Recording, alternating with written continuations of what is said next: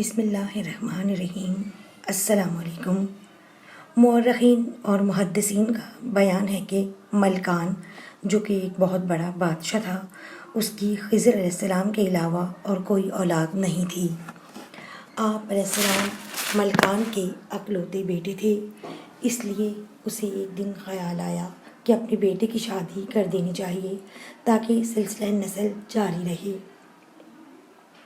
حضرت خضر علیہ السلام عبادت میں سارا دن اور ساری رات گزار دیتے تھے، اس لیے انہیں عورتوں سے رغبت نہ تھی اور آپ علیہ السلام شادی نہیں کرنا چاہتے تھے، مگر آپ علیہ السلام کے باپ نے آپ کو مجبور کر کے آپ کی شادی ایک نہایت حسین و جمیل باکرہ یعنی کنواری لڑکی سے کر دی۔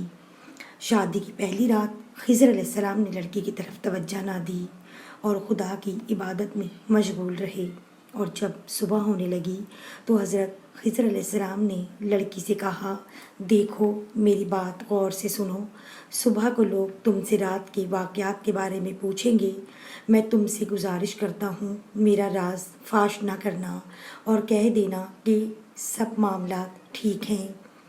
لڑکی نے خضر علیہ السلام سے وعدہ کر لیا اور صبح کو وہی کہا جو خضر علیہ السلام نے اسے سکھایا تھا، مگر لوگوں کو پھر بھی شک ہو گیا اور انہوں نے خضر علیہ السلام کے والد سے اس شک کو ظاہر کیا۔ حضرت خضر علیہ السلام کے والد نے کہا کہ دائی کو بلا کر تحقیق کرائی جائے۔ چنانچہ دائی کو بلوا کر لڑکی کی تحقیق کرائی گئی اور دائی نے بتایا کہ لڑکی ابھی بھی کنواری ہے۔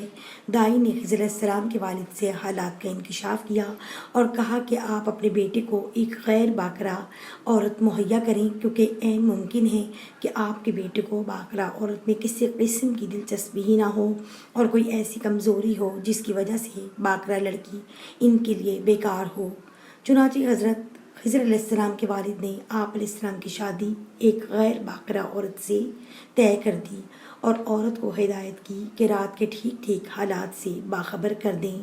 چنانچہ جب خلوت ہوئی تب آپ پہلی لڑکی کی طرح اس عورت کی طرف متوجہ نہ ہوئے اور ساری رات اللہ کی عبادت میں مصروف رہے۔ عورت کو اس بات پر بہت غصہ آیا اور جب صبح اس سے رات کے بارے میں پوچھا گیا تو اس نے راز فاش کر دیا اور کہا کہ یہ جوان مرد نہیں ہے۔ حضرت خضر علیہ السلام کے والد کو جب یہ خبر معلوم ہوئی تو اسے سخت غصہ آیا اور اس نے آپ علیہ السلام کو سزا دینے کا فیصلہ کر لیا۔ اس نے حضرت خضر علیہ السلام کو ایک کمرے میں بند کر دیا اور کمرے کے دروازے کو چونا گارا پتھر سے چنوا کر حتیٰ کہ وہ دن اسی حال میں رہا۔ 2 دن ان کی محبت بیٹے کے لیے جاگ اٹھی اور کمرے کو کھولنے کا حکم دیا، مگر جب کمرہ کھولا گیا تب آپ علیہ السلام کمرے میں موجود ہی نہ تھے، اور یہ بات لوگوں کے لیے بڑی حیرانی کا باعث بنی۔ مالکان کو جب یہ حال معلوم ہوا کہ اب وہ بیٹے کے وجود سے محروم ہو گیا تب اس نے چاروں طرف اپنی نظریں دوڑائیں تاکہ وہ خضر علیہ السلام کو تلاش کر سکے، مگر پوری کوشش کے باوجود وہ آپ علیہ السلام کو تلاش نہ کر سکے۔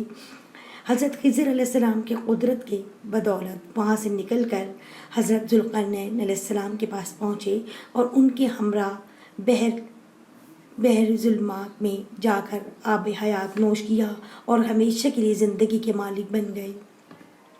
خدا نے آپ علیہ السلام کو دریاؤں پر معطل کر دیا، چنانچہ آپ علیہ السلام دریا میں ہی قیام پذیر ہو گئے۔ ایک دن آپ علیہ السلام ایک جزیرے میں نماز پڑھ رہے تھے کہ اتنے میں آپ علیہ السلام کے وطن کے 2 تاجر کشتی کے حادثے کے بعد اس جزیرے میں جا پہنچے جہاں آپ نماز سے فارغ ہوئے، تو لوگوں نے آپ اپنے حالات بتائے۔ جب انہوں نے غور سے دیکھا تو آپ علیہ السلام کو پہچان لیا۔ باہمی تعارف کے بعد ان لوگوں نے اپنی مشکل بیان کی۔ حضرت خضر علیہ السلام نے فرمایا کہ ایک شرط پہ میں تمہاری مدد کر سکتا ہوں، وہ یہ کہ اپنے وطن جا کر تم میرا ذکر کسی کے سامنے نہ کرو گے۔ ان لوگوں نے وعدہ کیا کہ خضر علیہ السلام کا ذکر کسی کے سامنے نہ کریں گے۔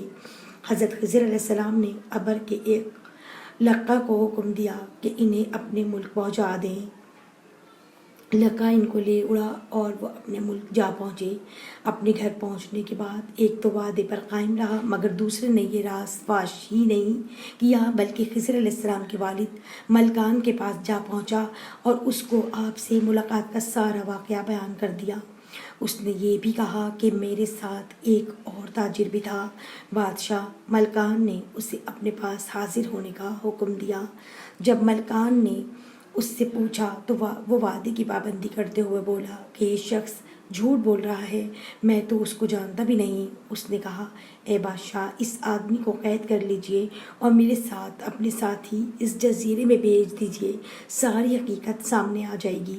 چنانچہ بادشاہ نے اس تاجر کے ساتھ اپنے آدمی جزیرے کی طرف بھیج دیے، مگر جب وہ وہاں پہنچے تو ادھر کسی کو بھی نہ پایا اور واپس آ کر بادشاہ کو سارا واقعہ بیان کر دیا۔